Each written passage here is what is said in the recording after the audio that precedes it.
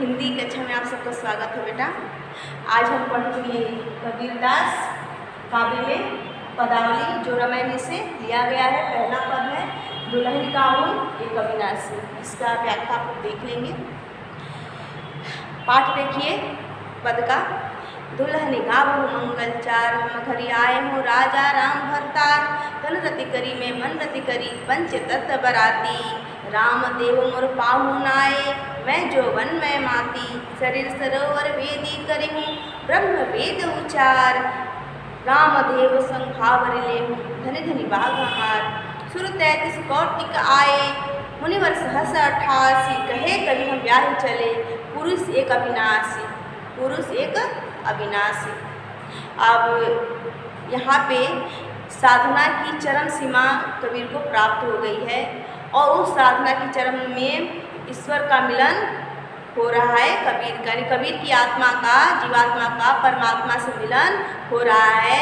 यहाँ पे एक जो मिलन का भाव दिखाया जाता है समाज में प्रचलित जो एक संस्कार है, विवाह संस्कार है ना।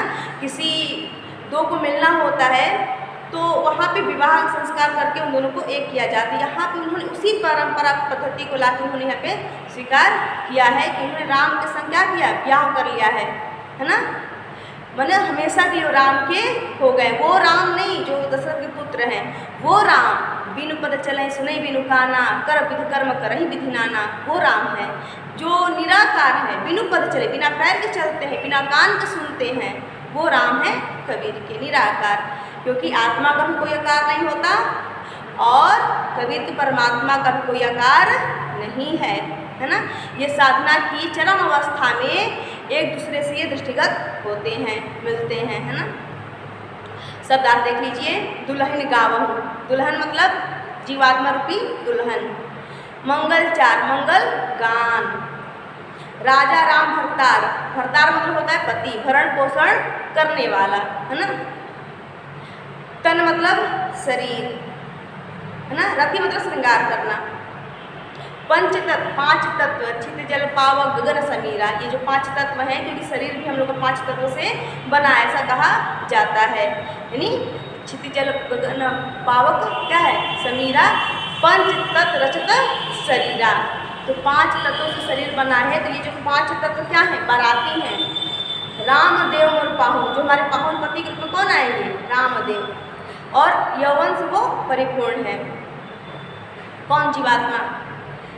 शरीर सरोवर, शरीर को उन्होंने क्या किया है, उन्होंने पूरे शरीर को सरोवर बना दिया है ना। सरोवर तो संपूर्ण होगा। यहाँ पे 2 चीज़ें, यहाँ पे सरोवर को लोग तालाब से भी लेते हैं, लेकिन मैं यहाँ पे सरोवर को सरोवर ना लेके सरवर से कहती हूँ। सरवर शरीर को उन्होंने वेदी बना दिया है ना, क्योंकि जब ब्याह होता है तो एक वेदी बनता है, ठीक है ना। उन्होंने अपने शरीर को ही वेदी बना दिया है और जिसपे ब्रह्मा जो है, ब्राह्मण के रूप में जो विवाह कराने वाले होते हैं, मुख्य होता यानी ब्राह्मण। यहाँ ब्रह्मा जो है ब्राह्मण के रूप में आए, विवाह कराने वाले बन के आए हैं। और रामदेव संग, वो राम के साथ ही परमात्मा के साथ भावर फेरा ले रहे हैं, जीवात्मा रूपी कवि यानी कबीरदास। आगे है सुर मतलब देवता, 33 मतलब 33, कौतिक मतलब करोड़ ना। यहाँ पे करोड़ नहीं होगा, 33 कौतिक मतलब बोलते हैं 33 करोड़ देवता नहीं, 33 कोटि होगा। ध्यान रखना बेटा, एक चीज़ आपको ध्यान रखना है, यहाँ जो है लोग कोटि का होता है, करोड़ भी होता है ना, लेकिन कोटि का दूसरा है प्रकार, ठीक है ना। प्रकार होगा, ये ध्यान रखना, क्योंकि जो कोटि है यहाँ 33 करोड़ देवता नहीं होते हैं। ये जो भी लोग इसकी व्याख्या किए हैं कि 33 करोड़ देवता हैं, ये गलत है। देवता सिर्फ 33 प्रकार के हैं। कोटि मतलब होता है प्रकार, ठीक है ना। 33 करोड़ नहीं, 33 कोटि, ये आप लोग हमेशा ध्यान रखेंगे। देवता हमारे हिंदुओं में जो देवताओं की स्थिति स्वीकार की है 33 प्रकार की ना, 33 कोटि की प्रकार की, करोड़ नहीं, करोड़ थोड़ा हो सकता है। और मुनिवर सहस्र 88, लेकिन 88,000 मुनि हो सकते हैं, क्योंकि ये साधना करने वाले व्यक्ति हैं, मनुष्य हैं, तो उनकी संख्या तो हो ही सकती है ना। देवत्व बेटा सबको प्राप्त नहीं होता है। देवत्व बहुत सत्कर्मों के पश्चात, जब अनेकों सत्कर्म इकट्ठे होते हैं, तब कहीं आपको देवत्व का छोटा सा अंश मिलता है। ठीक है, कहे कबीर हम ब्याह ही चले, कबीरदास जी कहते हैं कि हम ब्याह करके चले गए किसके साथ? पुरुष एक अविनाश, अविनाशी पुरुष के साथ। उस पुरुष से हमने विवाह किया जो कभी मरता, अविनाशी मतलब इसका कभी नाश न हो। यानी इस संसार में जितने लोग हैं उनको एक दिन मरना ही मरना है। एक परमात्मा ही है जो कहीं मरते नहीं हैं, ना आत्मा मरती है ना परमात्मा मरते हैं, मरता ये शरीर। तो जाहिर सी बात है कि जो कबीर का ब्याह हुआ है वह परमात्मा से हुआ है जो कहीं मरता नहीं, अविनाशी को विनाश नहीं कर सकता। अब इसकी व्याख्या देखिए बेटा, अभी कक्षाएं शुरू नहीं हुई हैं, 16 से कक्षाएं शुरू हो रही हैं, तो मुझे खुशी है या वहाँ पे बहुत ही विस्तृत रूप से अन्य पदों को पढ़ सकते हैं। यह मैं आपको संक्षिप्त रूप से बता रही हूँ, ठीक है। क्योंकि देखिए कबीर की बाड़ी जो है उल्टी होती है ना। कबीर की बाड़ी क्या है? उल्टी है। बरसे कंबल फीके पानी, और कबीरदास की उल्टी बाणी। इसकी व्याख्या हम क्लास में करेंगे, क्योंकि कंबल बरसता नहीं है और पानी कहीं भीगता नहीं है, लेकिन किस तरह से कबीर की जो भाषा हमने कहा तो सदुकड़ी भाषा पंचमेल खिचड़ी है, तो भाषाओं का किस प्रकार परिवर्तन हुआ और जो कंबल यानी कमल था वो कंबल बन गया। अब क्या है? पाड़ी मतलब हाथ होता है, पाड़ी मतलब होता है हाथ, तो पाड़ी जो हो पानी बन गया। तो ये कैसे हुआ, क्या हुआ, ये सब हम कक्षा में पढ़ेंगे, ठीक है। अभी इसकी व्याख्या एक बार फिर से देख लेते हैं अच्छे से। अब शब्दार्थ हो गया, दुल्हनी गावहु मंगल चार, ये आत्मा रूपी दुल्हनिया आप मंगल गान करिए। हम घर आए हो राजा राम भरतार, मेरे घर है ना राजा राम परमात्मा राम पति बन करके आए हुए हैं।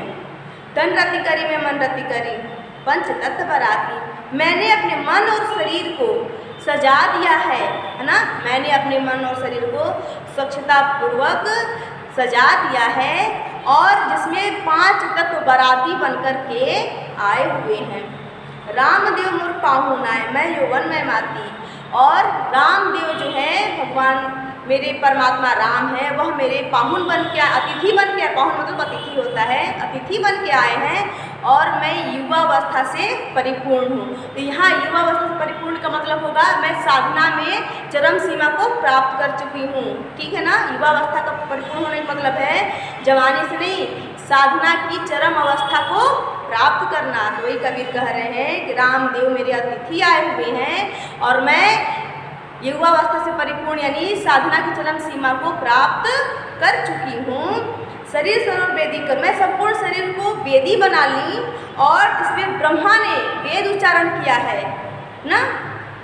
रामदेव संभावर ले, उस वेद उच्चारण के साथ मैंने रामदेव के साथ परमात्मा राम के साथ फेरा लिया, और धन धनी भाग हमार। उस फेरा लेने के पश्चात, राम से एकाकार होने के पश्चात मेरा जीवन धन्य हो गया, मेरा भाग्य धन्य हो गया है ना।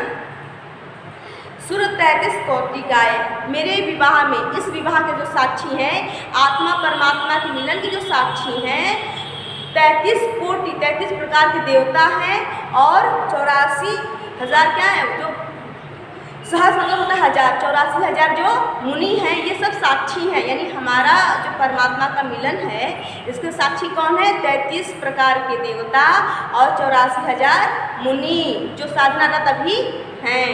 कौन? जो 84,000 मुनि और साधनारत हैं, उन्हें अभी ईश्वर की प्राप्ति, मोक्ष की प्राप्ति नहीं हुई है ना। कहे कबीर हम ब्याह चले, कबीरदास जी कहते हैं कि हम ब्याह करके चले गए किसके साथ? पुरुष एक अविनाशी, एक अविनाशी पुरुष के साथ हम एकाकार हो गए, यानी उस परमात्मा के साथ जिसका कोई बाल भी बांका नहीं कर सकता, जो जिसका कभी कोई विनाश नहीं कर सकता, उसके साथ मेरा ब्याह हो गया, अर्थात मैं परमात्मा से एकाकार हो गया हूँ, है ना। तो पूरे इसमें आपका जो है ध्यान रखना, इसमें भक्ति विषयक रति है ना। इसमें जो श्रृंगार है आपका भक्ति विषयक रति है ना, और भाषा वही, पद आपका जो है ठीक है ना, मुक्त पद है, ठीक है, गे पद है, यहाँ पे गे पद है सीधे सीधे, तो इसमें विशेष पद नहीं, गे पद लिखेंगे आप लोग, गे मतलब गाने योग्य, मतलब गाने योग्य पद, ठीक है ना। के पद बोलते हैं इसे, ठीक है। और अनुप्रास अलंकार आपको सहज मिल जाएंगे। तन रति करी में, मन रति करी, पंचतत्व बराती, इसमें आपको अनुप्रास अलंकार सहज रूप से ही मिल जाएंगे, ठीक है ना। इस तरह से ये पद यहाँ पे समाप्त होता है। अगले पद को हम अगले वीडियो में पढ़ेंगे। धन्यवाद।